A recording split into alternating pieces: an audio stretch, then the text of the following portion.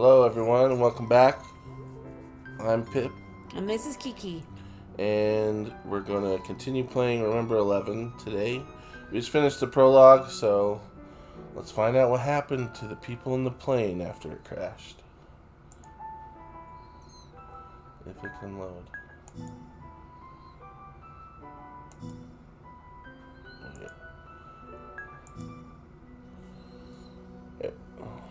Everything around me seemed different from the norm. It was a bizarre feeling like I had never experienced before. A feeling that something was wrong, but I couldn't quite tell what. Where am I? I turned my head and looked around. Some sort of room. A bed beneath my body. That's about all I could figure out. Everything else remained a mystery to me. I gathered all my strength and tried to get up from the bed I was lying on. Ugh. Ugh. Intense pain immediately shot through my body. I couldn't even understand where this pain was coming from. Every joint in my body, my muscles, my insides, all of them are crying out in excruciating pain. I writhed in agony.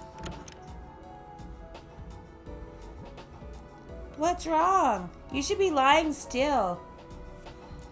The door opened and a woman rushed into the room. She knelt down and gently helped me back into bed. You are? You don't remember? And during the pain coursing through my body, I took a closer look at the woman's face. I'm sorry. Have we met before? She frowned as a confused look appeared on her face. Oh dear. I wonder if it's amnesia? Amnesia? So, you really don't remember anything about me or this facility? I took a good long look at the woman. Brown skin with ash brown eyes. Her features didn't give you the impression that she was a typical Japanese person. Maybe she was half Japanese? In any case, I can definitely say that I haven't met her before. I'm really sorry. It's alright, you have nothing to apologize for. You probably hit your head. Falling from as high up as you did, it's no wonder. Falling? A shiver ran down my spine as that word left her mouth. The buried memories resurfaced one by one as a myriad of images ripped through my mind. The plane filled with agonized screams, the terrible explosion, the scorching crimson flames, the thick black smoke, and that tiny palm I held in my right hand. The palm pleading desperately for my help. Kokoro, I'm scared. Help me, Kokoro. Where is he? Where's that boy? Did he make it? He made it, didn't he? I threw off the blanket and jumped up from the bed. But the next moment... Ah! The scorching pain once again ran through my body, draining any remaining strength it had left. And once again, I collapsed back onto the bed. Come now, what are you doing? Can't you see your body isn't ready to move yet? That look of hers, filled with love and affection, reminded me of the Virgin Mary. A gentle smile, so kind, so beautiful, a smile so charming. It even made me slightly jealous of her. She carefully tucked me back into bed. Amazingly, when the palm of her hand touched my neck, the pain and anxiety started to subside. Excuse me, could you please tell me what happened to the boy sitting beside me? Beside you? What do you mean, beside you? The plane that crashed. There should have been a boy sitting beside me. He was 11 years old. His name was Kasuda Uni. When I said that, her expression suddenly changed. What is this? Huh? What do you know about him? What do you mean by how? A boy named Kusuda Uni just happened to be sitting in the seat beside me. That's enough. What are you people plotting? Plotting? You people? Oh, that's racist. I couldn't understand what she was saying. When our eyes met again, her expression had become cold and stiff as she stared at me sharply. There was no longer any trace of that Mary-like countenance to be seen anywhere on her face. Who? Who are you?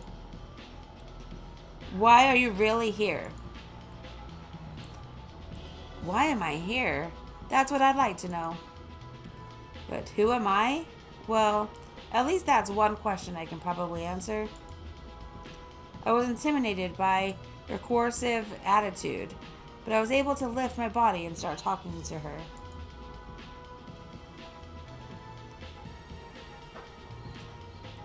My name is Fuyukawa Kokoro.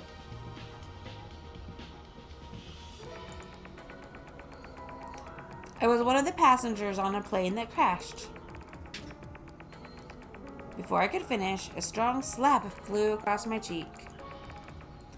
Stop messing around. There are some things you shouldn't joke about. The woman's voice had become hoarse. Her fingers and hands shook as if in anger that filled her to the brim had finally boiled over. I was dumbfounded, with no idea as to what was going on. Just what had struck a nerve with her. Was she hurt by something I said? I see. So this was all a trick, wasn't it? All those odd things you had said a while ago made me curious at first, but that was just part of your act, wasn't it? Don't make me laugh. Are you supposed to be a medium or a shaman performing? Shaman performing and channeling or something? If you're gonna put on such a cheap act, wouldn't it have been better if you had just asked me straight out right from the start? You know everything, don't you? I boldly opened my mouth. I think that you're probably misunderstanding something. Please just stop already. Stop with this shameless act of yours. But I'm not acting at all. Then what are you planning? Why would you use that name, Fuyukawa Kokoro?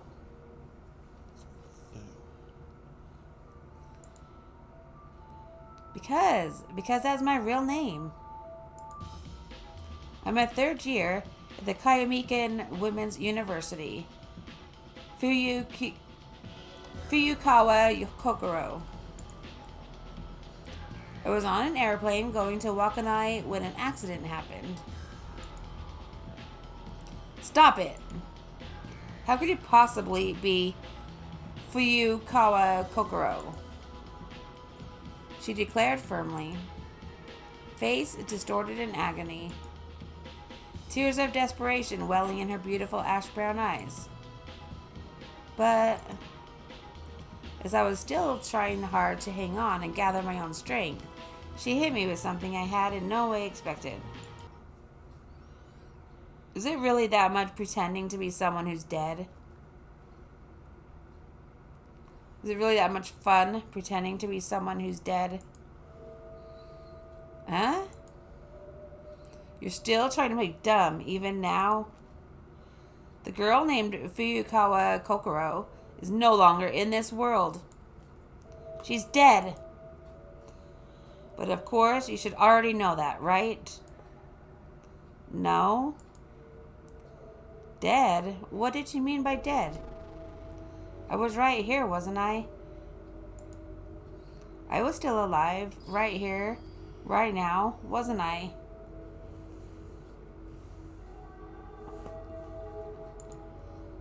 I was pretty certain I was still alive.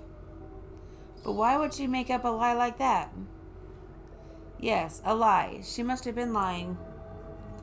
But even as I thought that, no matter how hard I tried, I couldn't fight off the chill creeping up my back.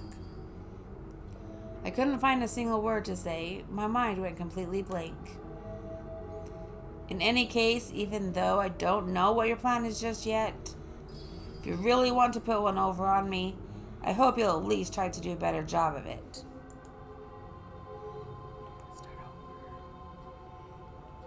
Leaving me with a look of disdain, the woman walked toward the door. There is one thing I wanted to say, though. She stopped at the door, then turned around and continued. Now that things have come this far, I have no intention of stopping with my plan. So don't you dare get in my way.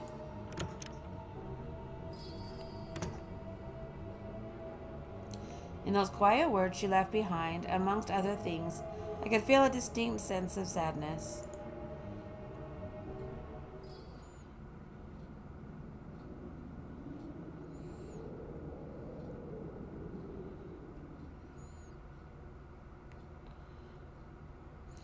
After the woman left the room, I became lost in my thoughts. There were a lot of things I wanted to think through. However, I didn't know where to start, and I definitely didn't have enough information to make sense of it all. I don't know anything yet. Where am I? Is Uni safe? Who is that woman? If I ever wanted to find out, I couldn't just stay here, alone with my thoughts. I dragged my injured body out of the room. The scene in front of my eyes was quite surprising. A modern dining table and a set of rather uncomfortable looking chairs. Looking around, I noticed an induction cooker and a deep sink.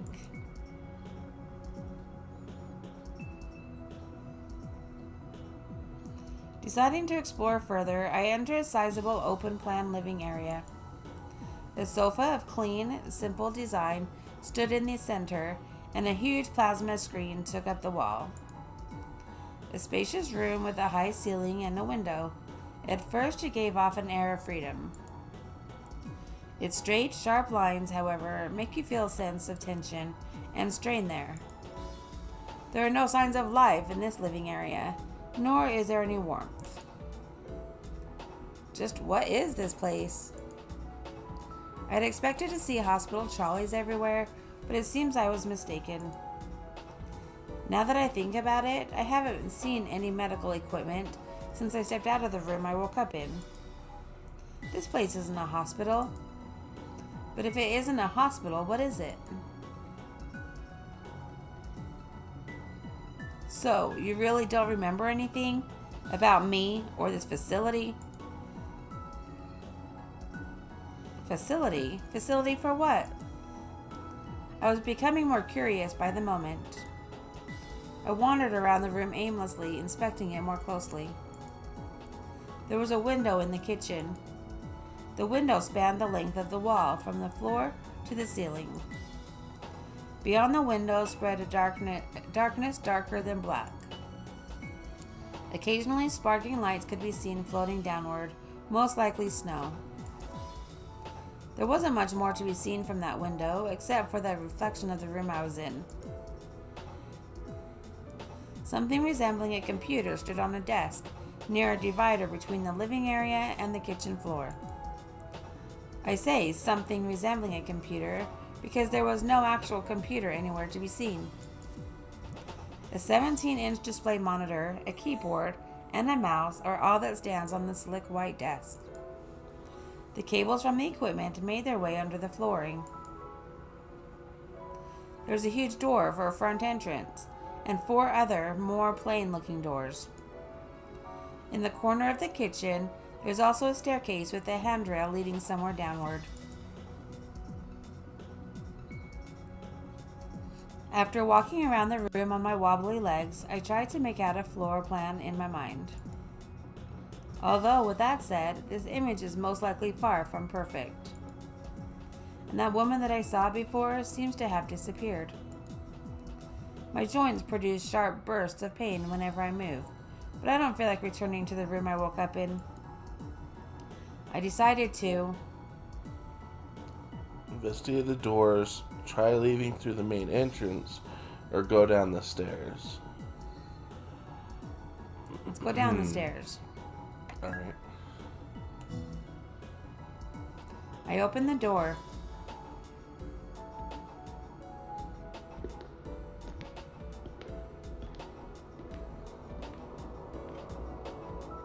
Apparently, this place is being used as a storeroom.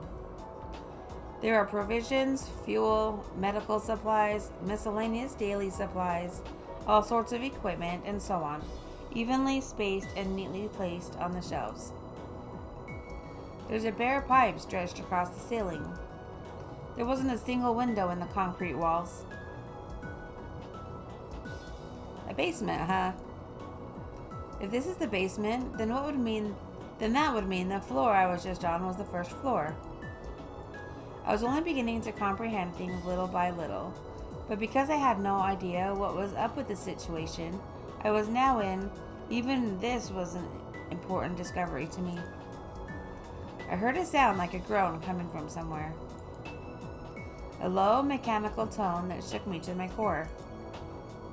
I didn't know what the sound was. Ignoring it for now, I slid into the spaces between the shelves as if weaving myself through a crowd in rush hour.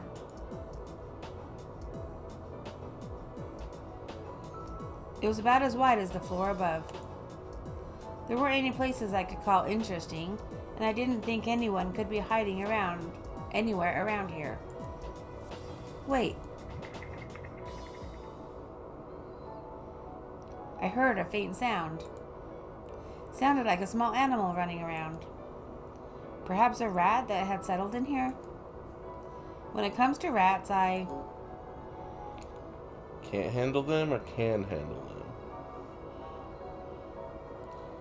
I don't like rats. Let's go to can't handle them. I don't know girls who like rats. I don't. Really can't handle them. If I ran across one in a place like this, I'd probably faint right away. I made it my priority to get away from this place.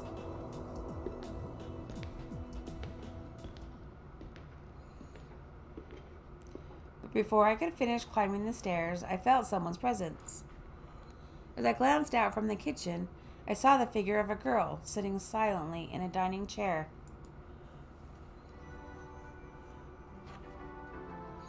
The girl had her head bowed.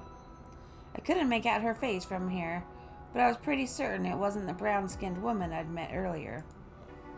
I tried to loosen her. Excuse me. Calling out, I approached her. There's something I'd like to ask you. The girl showed no reaction. She merely sat there without moving a muscle, as if she had been carefully placed there by someone, like a figure at a wax museum. I'm sorry, are you listening? I stood right beside her and bent over to take a look at her face. She's deaf. I gasped sharply and jumped back. I dashed back to where the stairs were. Misstepping, my foot slipped. I gripped the handrail for a moment to regain my balance. My other hand was already covering my mouth. If not for that, I think I surely would have screamed. That's impossible. Why? Why was that girl in a place like this? She turned as delicately as a ballerina to face me. There's no mistake. The girl in front of me was unmistakably her. That girl who had murdered 12 innocent people in a hospital in Awazumi City. 12 is an interesting number.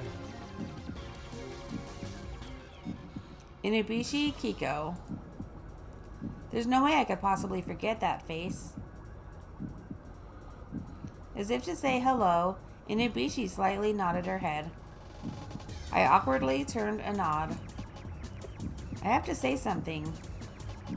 I knew exactly how I felt, but it seemed as if I had completely forgotten how to speak out loud. Such situations are often attributed to a lump in the throat or the lips becoming too dry. But this was different. I had literally forgotten how to utter a word.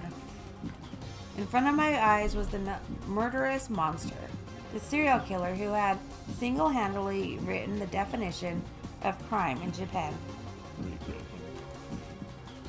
I felt that if I were to let my guard down for even a moment, I could easily become the 13th victim. My heart was pounding hard, and my skin was tingling as if an electric current were running through it. The awkward silence continues. Inubishi kept staring at me expressionlessly. Her face was devoid of any emotion. It was hard to tell if she was thinking anything at all. I tried to hide my panic behind a calm smile. I don't think I was much good at it.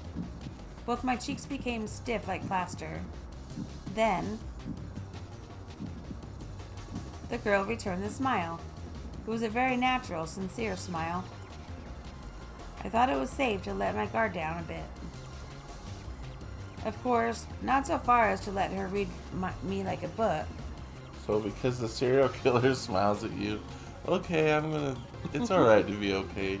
Like, let my guard down. She's friendly. But after seeing such a gentle smile, there was really little I could do. Although my reasoning was trying hard to build up a strong, impenetrable wall, my instinctive curiosity took the best of me. I was climbing over the protective wall and taking a step forward into danger. Inubishi-san? You're Inubishi-san, Kiko-san, right? My voice quivered and gave away my nervousness. The girl stayed silent, as if she didn't understand what I had just said. Inubishi-san, right? I asked the same question again, but the girl just tilted her head.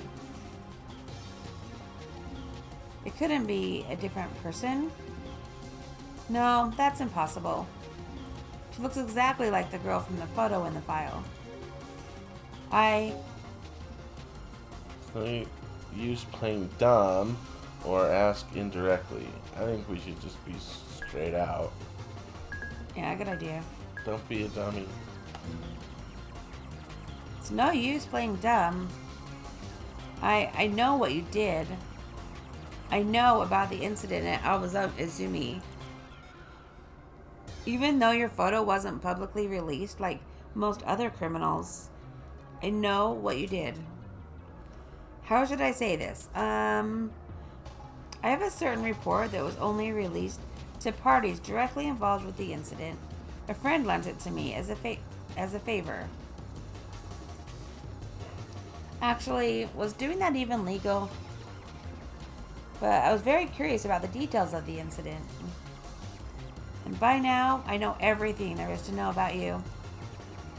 When and where you were born, what kind of an environment you were brought up in, what you've done up until now, all of it. Of course, I also know you have no sisters.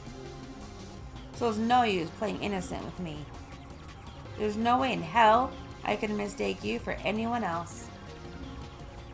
My words jumped out quickly, one after the other, tumbling and stumbling as my fear pushed them out of my mouth. I turned my attention to her face, looking for a reaction. But Inubishi Kiko just kept looking at me with her mouth shut. She didn't even look the least bit flustered.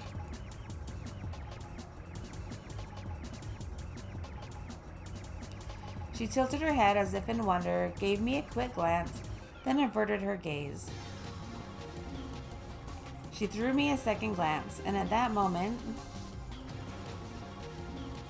as if having lost her temper, The girl stood up forcefully. She turned my way and started walking vigorously toward me. Flinching, my face twitched as I shrank away.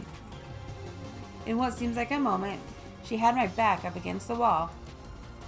And even then, the girl didn't stop moving. Breaking through my protective wall and ignoring all my warning sensors, she entered my personal space. There was nothing more to be done. She was at a distance that would make any kind of resistance futile. What are you doing? Immediately after I squeezed out those words, the girl firmly gripped both my shoulders. I tried to scream. I took a deep breath. But before I could let out a sound, the girl covered my lips with her palm.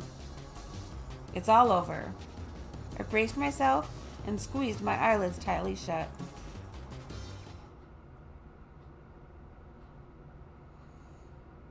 Nothing happened. Timidly, I opened my eyes. Now that I look carefully, her face looks as if she's on the verge of breaking down in tears. Her moist pupils seem to be eagerly appealing to me for something. Just what is this supposed to mean? I didn't know what was going on, but at least I didn't feel any danger or hostility. My stiff body slowly regained its power to move. At the same time, the girl removed her hand from my lips. What? What is it that you want to say? While giving me a look, which was apparently asking me for something, the girl shook her head back and forth. Huh? What is it? Even when trying to ask her something, the girl spoke no words. Again, all she does is shake her head. I won't be able to understand if you keep silent like that. Say something, anything. The girl pointed to her own throat. While doing so, her other hand is flapping and waving as if fanning the air. A gesture? If that's it, this action probably means you can't speak.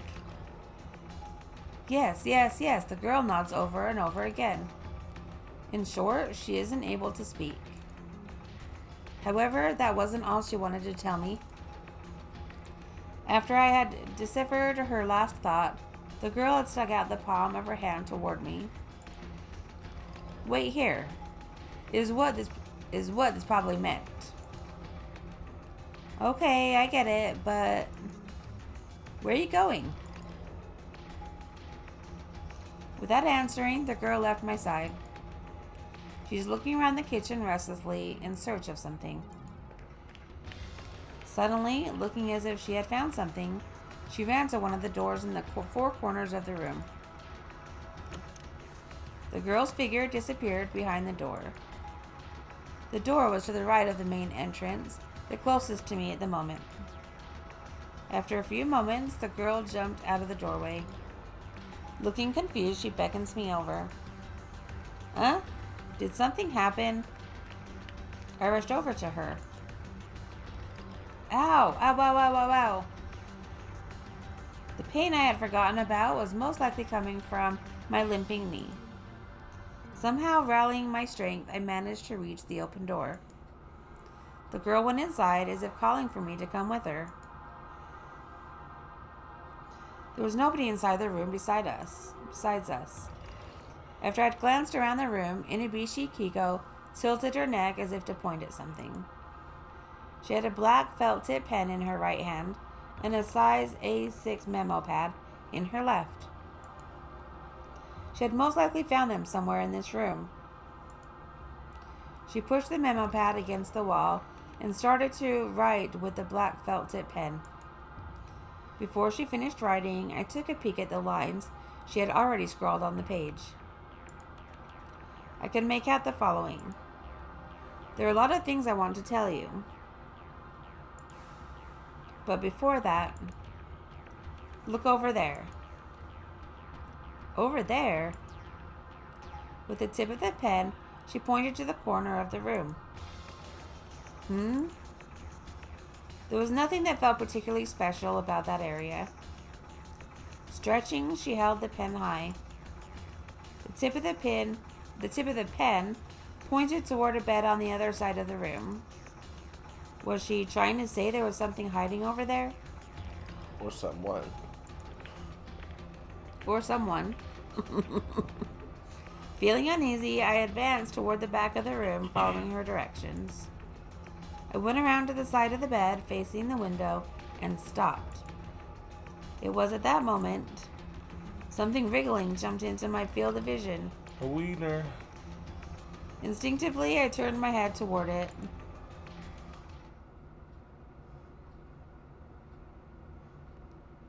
Uni, you were saved. I blurted it out spontaneously.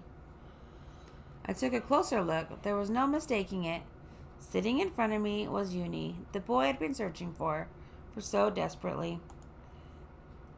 Wrapped up in a blanket, Uni sat crouched in the narrow space between the bed and the wall.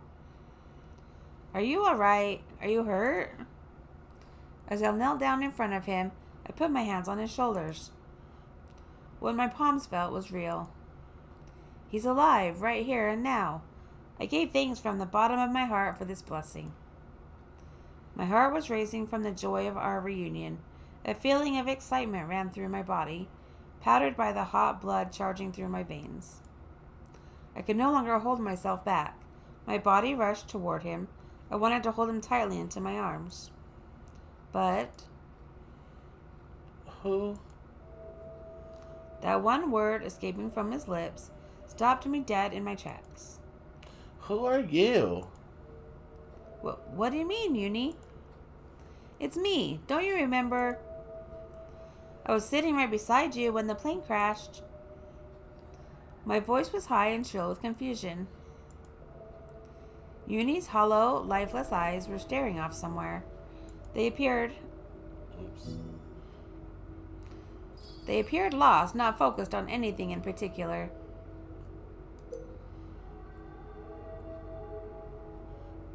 Are you mistaking me for someone else?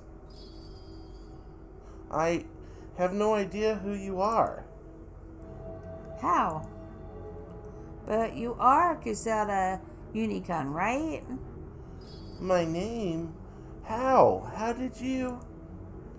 Because, you see, I swallowed the words I was going to say, stopping the middle of my sentence.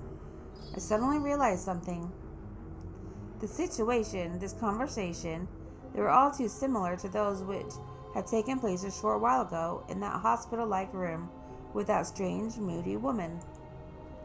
I had no idea who she was, but it seemed like she knew something about me.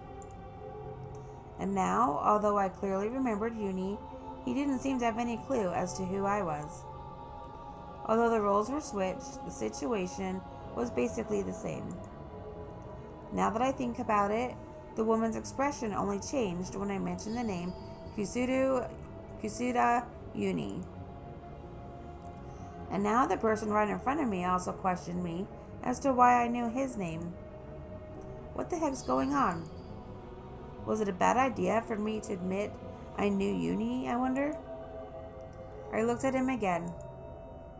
His eyes were pointed somewhere behind me, as if they were staring at something far away. His expression was void of all emotion, like that of a faded and dried-up doll. In my head, I could still remember how he had played so innocently and cheerfully with a doll, a small plush bear. I felt as if I'd lost something incredibly precious to me. I see, so you've forgotten? Well, maybe it's for the best. For the best? What had happened on the plane? I wish I could forget that as well. Just a moment. I don't quite understand what you're trying to say. I haven't forgotten anything. From the time I got onto the plane, up until the crash, everything. I remember everything. It took a while for me to digest his words. In short, what that meant was, Uni remembered everything about the flight and the crash. However, he had no memory of me. Anyway, I believe that there's been a misunderstanding. Misunderstanding? I'm pretty sure I couldn't have forgotten anything mixed up. I was very certain I knew Uni. May I ask a question? My thoughts were interrupted by his whispering. The other people, what happened to them? You were on that plane as well, weren't you? I was unable to speak. My confusion had left me at a loss for words as it was. Needless to say, his question didn't make things any easier for me. My memory stops at the point just before the crash. I'd probably lost consciousness from the immense impact. When I came to, I found myself on the bed in that strange room. I see. He seemed to have made sense of something simply listening to my silence. His lips trembled as he mumbled something. He went pale, his expression clouded over. From his pupils, large round teardrops started to form and shake haphazardly, sparkling in the light. It looked as if he hadn't lost any of his emotions after all. He had just tried to seal them up with deep in his heart. I'm sorry, but if you figure anything out, can you please tell me? You see, I've been looking for a certain person. A person named Kokoro. Her family name was Fuyukawa. I think it was Fuyukawa. I couldn't believe my ears. My body started trembling nervously. I tried to calm myself down at first, but then realized I had no control over it and simply gave in. So it wasn't just that dark-skinned woman who was acting strange. Even Uni didn't recognize me as Fuyukawa Kokoro. To have my whole existence simply denied like that was frightening, to say the least. Is something wrong?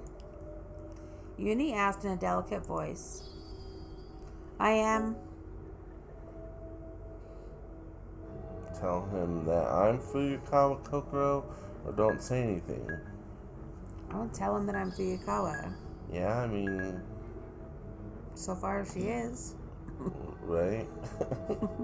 I couldn't help but tell him again that I myself am Fuyukawa Kokoro. No one else, only the me who's here right now, the true me. Uni, listen carefully, okay? The person you're looking for, the passenger named Fuyukawa Kokoro, she survived. Really? Yes. Then Kokoron's alive? Where is she right now? Let me see her. Can you take me to her? Uni seemed to take heart from this, and he moved closer to me. I knew it'd most likely be useless, but I couldn't help saying it. She's right here. Fuyukawa Kokoro is right here. It's me. I'm Kokoro. As I told him that, the pupils behind his glasses sharpened. His face showed neither suspicion nor doubt, but complete and utter denial. Uni glared at me, his expression hostile. Hey, what's all this nonsense you're trying to tell me? How can you possibly be Fuyukawa Kokoro? This was the second time I'd heard those words. As expected, he didn't slap me or anything, but his sudden change of attitude pointed to the fact that that was the least of what he wanted to do right now. I expected you'd say something like that, but it's the truth. Regardless of what anyone says, I'm unmistakably, undoubtedly, and truly Fuyukawa Kokoro. I see. I don't know if you're trying to make fun of me, but I won't be fooled so easily. Now that I think about it, I never really told you that, did I? Kokoro is a girl. Uni now had a triumph look on his face. Triumphant. Yeah, not just a triumph. The meaning of which I didn't quite understand. And so? So, it means exactly that.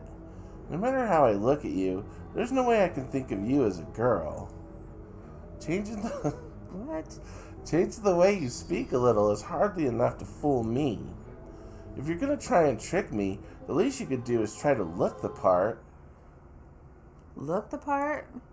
Now that he mentioned it, it had come to my attention that ever since I had woken up, I hadn't had the chance to even glance at myself in the mirror.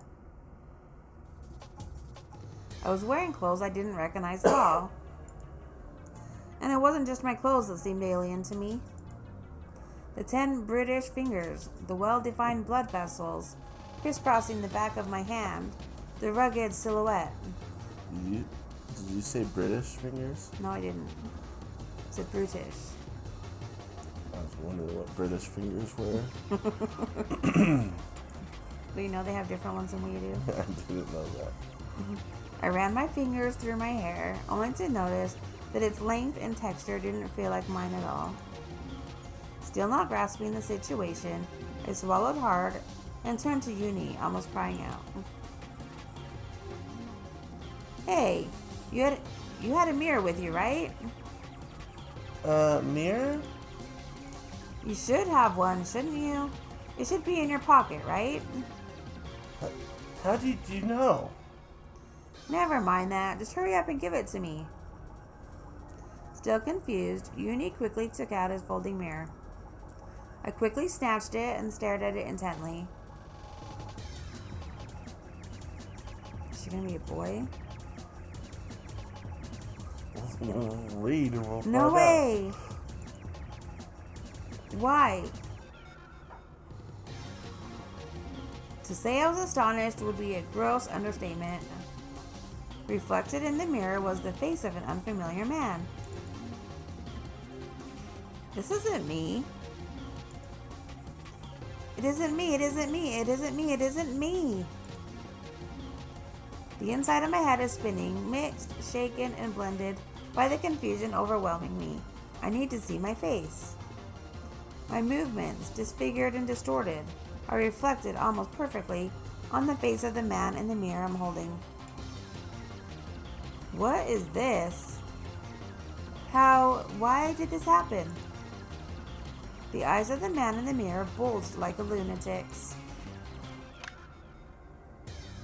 He was looking straight into my eyes. I couldn't bear it anymore. I violently clamped the mirror shut and threw it against the wall with all the strength I had. I fell to my knees, letting out a low moan. My nerve endings had gone dull, senses numbing, all my thoughts thrown into the pits of chaos, and assaulted by raging doubt and uncertainty. Who is that man? Am I that man? If that's me, then where did the me I used to be go? Who am I? My mind or my body? Which one is the real me? I don't know. Something has gone horribly wrong. The world wasn't the world I knew anymore. Now that I think about it, ever since I woke up, I'd been feeling a strange, uneasy sense of, for lack of a better word, incompatibility. Now I finally knew the reason why. It felt as if the world was starting to reject me and slowly began to disappear. Overwhelmed by loneliness and neglect, my own existence started to fade. Anxiety took over. Everything that I was replaced by fear, which made me want to scream out in desperation. Help! Somebody help me! I lost consciousness.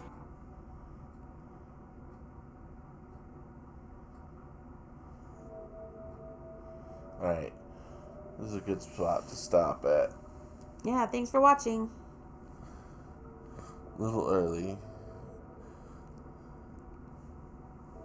Anyway, we're going to leave it off here. We don't know exactly why she switched bodies and woke up in the other place, but we'll find out next time. If you like this video, make sure you give it a like and comment and subscribe.